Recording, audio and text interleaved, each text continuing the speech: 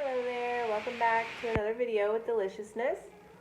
Today I'm going to make a spin on chicken and rice in the oven. And instead of using rice, we are going to use the stroganoff fettuccine.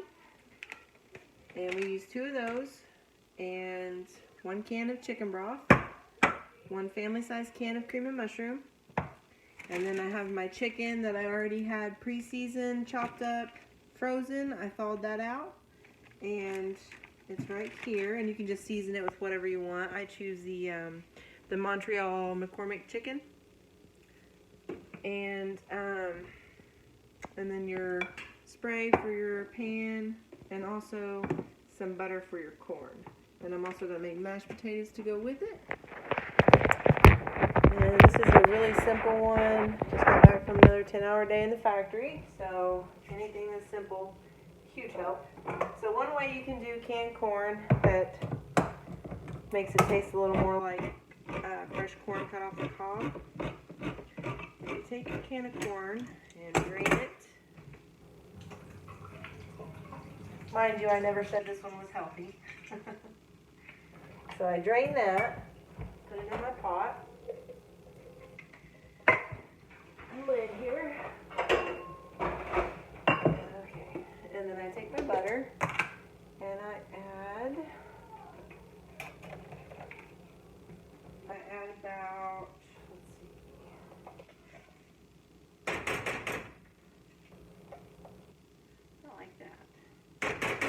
So I add about 3 of those of butter. About 3 of the big spoonfuls of butter, and then lots of salt. And I put a lid on that, and I'll turn that on just above simmer. Okay.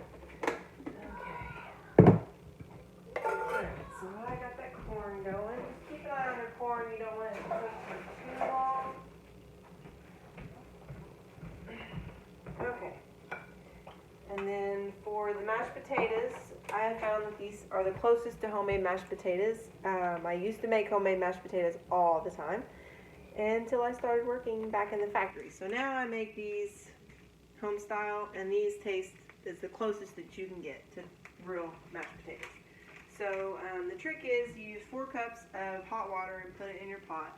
Do not start your pot until you're ready for your mashed potatoes to be done, because the second it starts boiling, that's when you want to pull it off the flame. Mix it real good with a fork, or I find that this, where is it? If you have a spoon that's like a fork, you could use that as well. I got one like this that works really well. So it helps get that liquid in the middle there. Alright, so we're going to go ahead and spray our pan.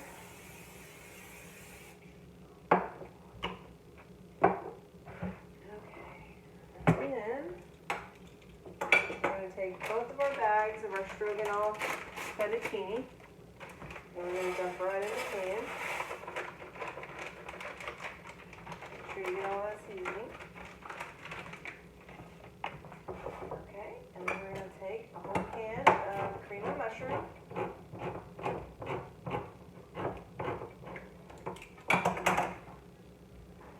Dump that whole can in there. And then we're going to take our can of cream of chicken.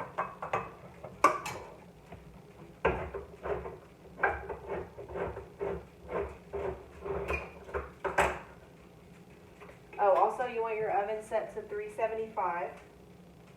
You're going to have this in the oven for about, start at 30. No longer than 45 minutes. So I would check it around 30 just to see. Make sure your chicken gets done. But it's done for sure around 45 minutes. So anywhere from 30 to 45 minutes at 375.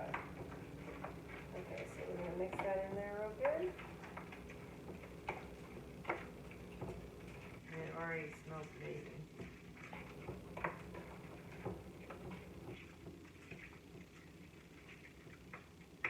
Make sure you get all that seasoning mixed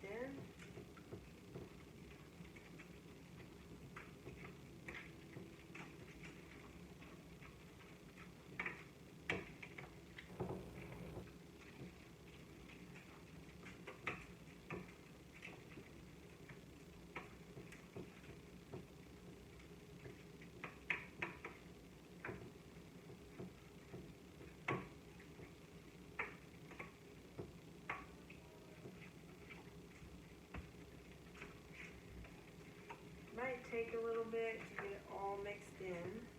Don't hurry.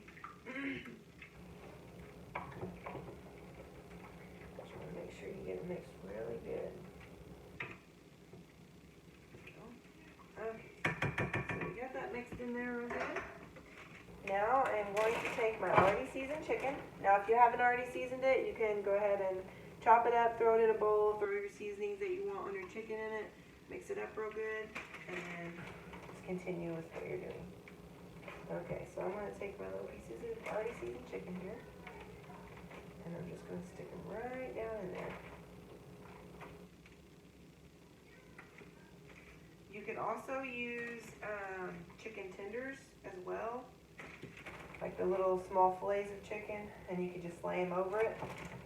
The reason I prefer not to do it that way and to use pieces of chicken preferably is I have kids, so it's a lot easier for me if the chicken is already cut when it comes to making plates, so that's why I prefer to go ahead and cut mine up ahead of time. And this is one of those things that I do on a Sunday. So when I fry my hamburger and put it in freezer bags so it's ready to go. I also go ahead and take my chicken breasts on Sundays and I chop them up and put them in my freezer bags with my seasonings for whatever I prefer to use them for. And you can also do that with full chicken breasts too. Like if you were going to grill some chicken breasts through the week, you could go ahead and season them how you want them and put them in your freezer bags. Plus it helps lock that seasoning in there as well. So it gives that chicken more flavor when you go to grill it. Okay.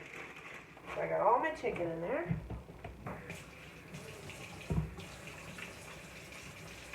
My hands really good.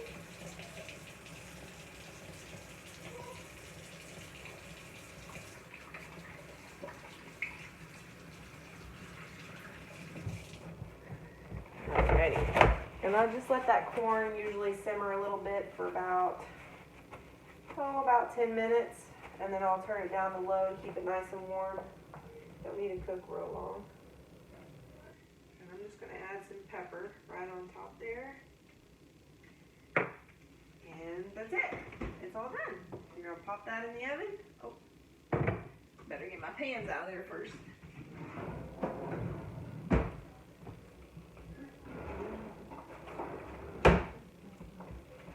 Okay. Alrighty. Okay, so I'm going to pop that in the oven. Oh, well, maybe. I need a few more cooking pans, I think. Alright. Stick that in there. And I'm gonna start with 30 minutes on that. And then I'll check it and see how it looks. Check my chicken, make sure it's getting done. But like I said, no more than 45 minutes.